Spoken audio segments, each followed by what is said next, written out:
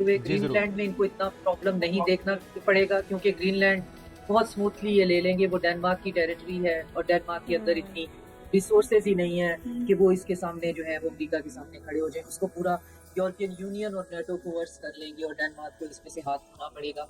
तो ग्रीनलैंड को इतना प्रॉब्लम ही नहीं होगा। जहाँ तक वेनेज़ुएला का ताल्लुक है तो वेनेज़ुएला का ये पिछले यानी आप देखें हुगो चावेज़ के ज़माने से लेकर अब उसको 4 दहाइयों से ज़्यादा का टाइम हो गया, तब से ये प्राइवेटाइज़ेशन चाह रहे हैं वेनेज़ुएला के रिसोर्सेज़ की। तो आहिस्ता-आहिस्ता फिर ऐसा हुआ कि इस दफ़ा जो तमाम उनके जो करीबी लोग हैं, उनको खरीदा जा चुका हुआ था। तो पूरी जो हुँ। एस्टेब्लिशमेंट थी, उसको खरीदा जा चुका हुआ था, इसलिए कोई रेज़िस्टेंस नहीं हुई। इससे पहले इनका पायलट खरीदने की कोशिश हुई 2 महीने पहले। उसने इनकार कर दिया, 2 दफ़ा असैसिनेट करने की कोशिश हुई, लेकिन फिर बहुत ओपनली कह रहे थे कि जी सीआईए वहाँ पे मौजूद है, हम बिल्कुल कोई सही। ना कोई इसका हल निकाल लेंगे। और अल्टीमेटली हल फिर क्या निकाला कि उनकी कैबिनेट जो है उसको ट्रिलियंस ऑफ डॉलर देकर और लालच देकर तो मदुरो जो है उसको अपने ही लोगों ने बिट्रे कर दिया। और तीसरा जो है ये कि ये सिलसिला रुकेगा कहाँ, ये जंगल का कानून क्या कोई मुल्क से रोकेगा?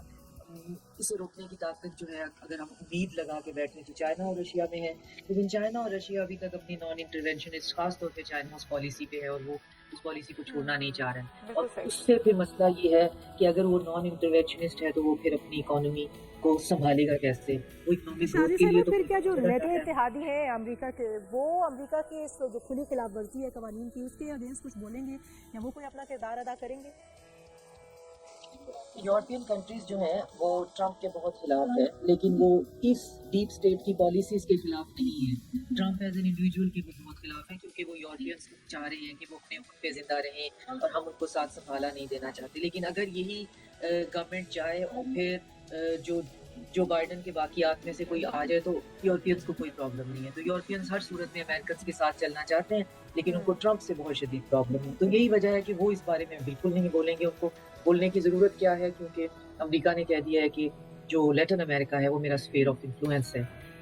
ये मोनरो डॉक्ट्राइन के अंडर पूरे का पूरा लैटिन अमेरिका जो है उसके रिसोर्सेज़ मेरे हैं जो कि हमारे 1800 से पहले ये जी। हमारी कॉलोनीज़ थी यूरोपियंस की, फ्रेंच की और स्पेनिश की और फिर इधर अमरीकियों की। तो इसको तो हम किसी को नहीं दे रहे। तो अच्छा अगर एक ये स्फीयर ऑफ इन्फ्लुएंस है तो फिर चाइना जो है उसका अपना कोई स्फीयर ऑफ इन्फ्लुएंस होगा, लेकिन मेरा नहीं ख्याल कि अमेरिका इस चीज़ तक जी। रुकेगा। वो अच्छा हर जगह